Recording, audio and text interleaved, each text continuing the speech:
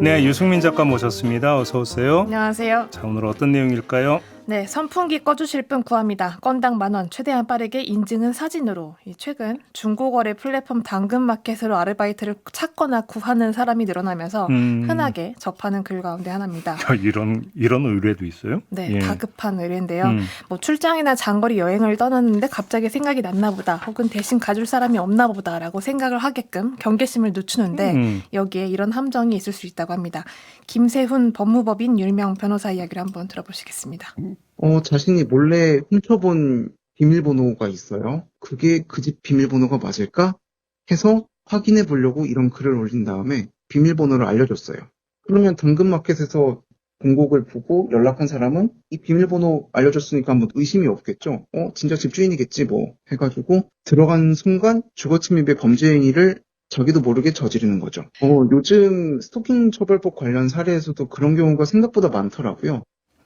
그래요? 네. 이게 알바 의뢰를 그 가장을 해서 악용하는 사례가 이렇게 많다? 네. 오, 그래요? 많고 또 정반대 사례도 있는데요.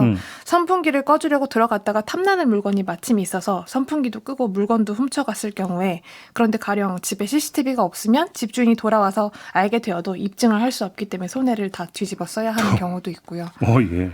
또 정말 선의로 내가 선풍기를 꺼주려고 급하게 들어갔는데 끄면서 보니까 옆에 전자기기도 다 전원이 켜져 있어서 이제 이것도 꺼줘야겠다 하고 껐는데 그게 이제 집주인이 의도적으로 켜놓은 경우, 뭐 데이터가 날아간다거나 컴퓨터를 껐다거나 했을 때 이제 부탁받은 사람의 작은 선의가 더해졌을 뿐인데 그 일로 손해가 생기면 걷잡을 수 없는 난감한 피해가 발생할 수 이제 있다. 이럴 때는 우리가 그냥 시키지도 않은 일을 왜 하냐 이렇게 되는 건데. 그렇습니다. 오지랖. 그럼 어떻게 해야 된다는 얘기예요? 그러니까 합리적인 의심이 필요하다라는 건데요.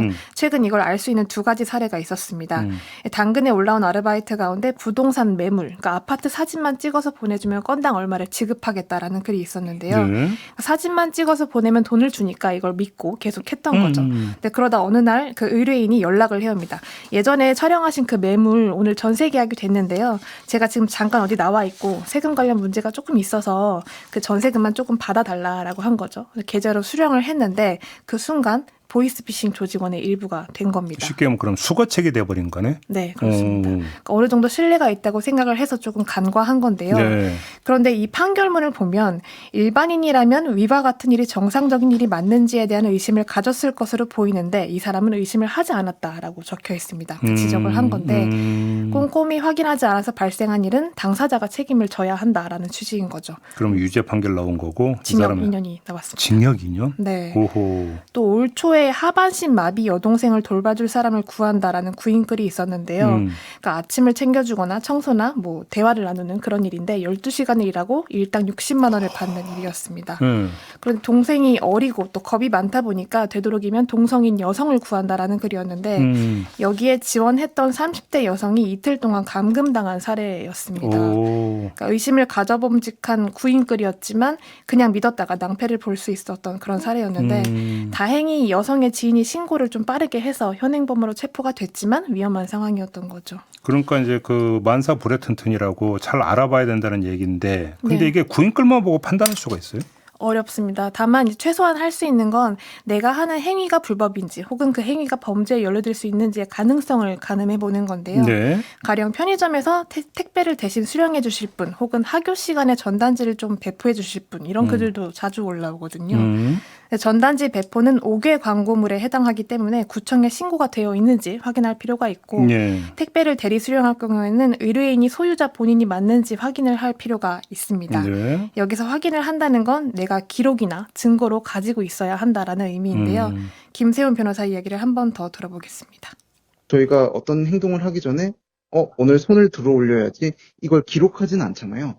우리가 어떤 행동을 하고 그 행동이 문제가 되었을 때 뭐 범죄의 혐의를 받게 되었을 때 그 행동의 의도를 입증해 줄 수 있는 수단이 생각보다 많지 않습니다.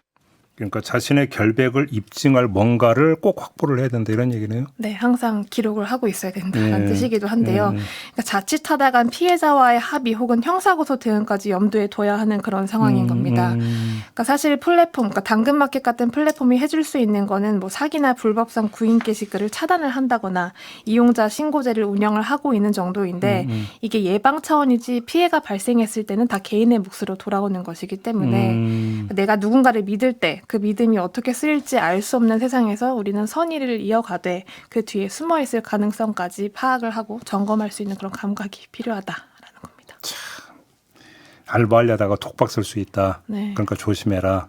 한마디로 얘기하면 이런 거잖아요. 그렇죠. 선의로 시작한 일이 어떻게 낭패로 돌아올지 모른다라는 겁니다. 머니마켓님이 더 이상 신뢰가 의미를 잃은 사회가 됐어요라고 이렇게 지적을 해주셨고 성숙한 어른님 당근마켓에 파원에서 싸게 팔아요 하는 글도 의심해야 됩니다. 상당히 많이 보입니다. 이 글은. 아 그래요? 네. 알겠습니다. 이렇게 주의하라고 지금 유승민 작가가 알려주셨습니다. 수고하셨어요. 고맙습니다.